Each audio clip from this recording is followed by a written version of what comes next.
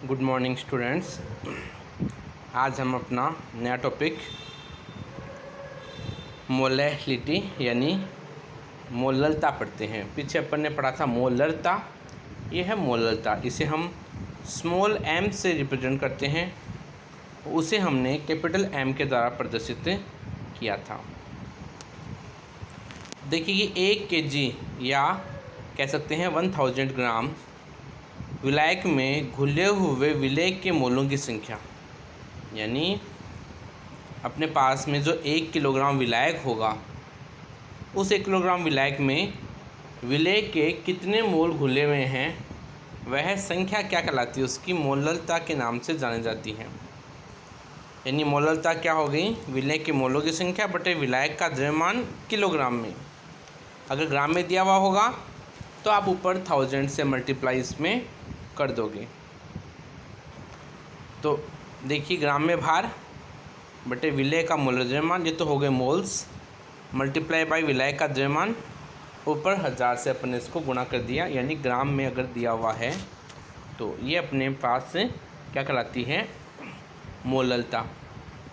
ठीक है। जबकि मोलरता के अंतर्गत अपन ने पढ़ा था कि 1 लीटर विलेय में मतलब 1 लीटर विलियन में घुले हुए विलेय के मोलों की संख्या, और यहाँ पर हो गया 1 किलोग्राम विलायक में घुले हुए विलेय के मोलों की संख्या कहलाती है। नॉर्मलता देखिए, नॉर्मलिटी, इसे हम कैपिटल N से प्रेजेंट करते हैं। किसी विलेय के ग्राम तुल्यांक में वह संख्या जो 1 लीटर विलियन में घुली हुई है।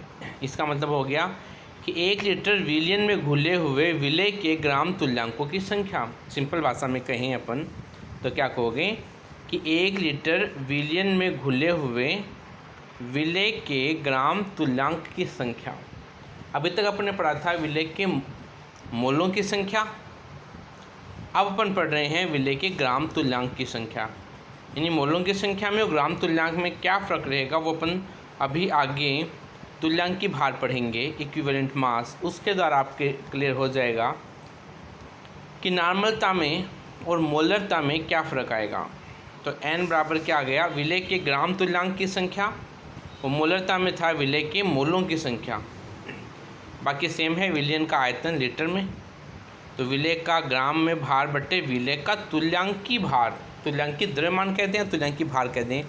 ये थोड़ा सा अलग आ जाएगी बात, क्योंकि ग्राम में मात्रा तो सेम रहेगी, चाहे वो मोलरता में लो चाहे आप नॉर्मलता में लो, लेकिन विलेय का एक तो होता है अणुभार, एक आता अपने पास तुल्यांकी भार, उसको अपन पढ़ेंगे। मल्टीप्लाई बाय विलियन का आयतन लीटर में, और अगर ml में है तो 1000 से अपन इसको मल्टीप्लाई कर देंगे।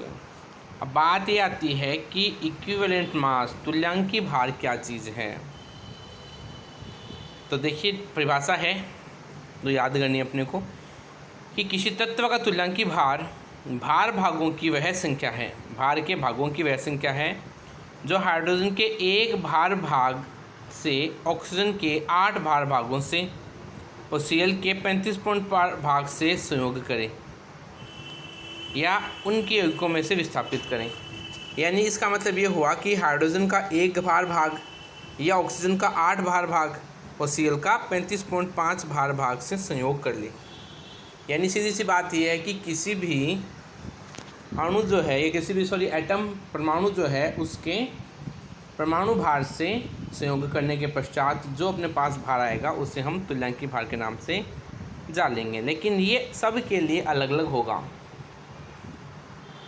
तो तुल्यांकी भार एसिड के लिए अलग आएगा, बेस के लिए अलग आएगा। क्या क्या है देखिए इसमें। इक्विवेलेंट मास ऑफ एसिड देखो क्या है, अम्ल का परमाणु भार, जो परमाणु भार होगा वो पूरा का पूरा होगा, डिवाइड बाय उस अम्ल की क्षारकता। यानी क्षारकता के अंदर, यानी अम्ल की क्षारकता में आप कंफ्यूज मत हो ना, अम्ल के लिए अपन हमेशा उसकी क्षारकता ज्ञात करते हैं, अम्लता ज्ञात नहीं करते।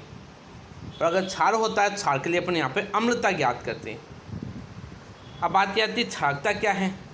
तो देखिए किसी दिए गए अम्ल में H+ आयनों की संख्या, कोई भी अम्ल अपने पास में है उसमें उसके कितने H+ आयन्स हैं वह संख्या क्या कहलाएगी, उसकी क्षारकता कहलाती है। जैसे अपने पास एक एग्जांपल है H2SO4 का। यहाँ पर कितने H प्लस आयन है, एक तो ये है और एक ये है, यानी 2 H प्लस आयन है। इसका मतलब इसकी क्षारकता कितनी हो गई, 2 हो गई। ठीक है, इसी प्रकार अपने पास होता है H2SO3, H2SO3। इसका मतलब यहाँ पे केवल एक H प्लस आयन त्यागा जाएगा, OH वाला। ये SH बॉन्ड वाला हाइड्रोजन आयन त्यागा नहीं जाएगा, इसलिए इसकी क्षारकता कितनी हो गई, 1 हो जाती है ना बात समझ में।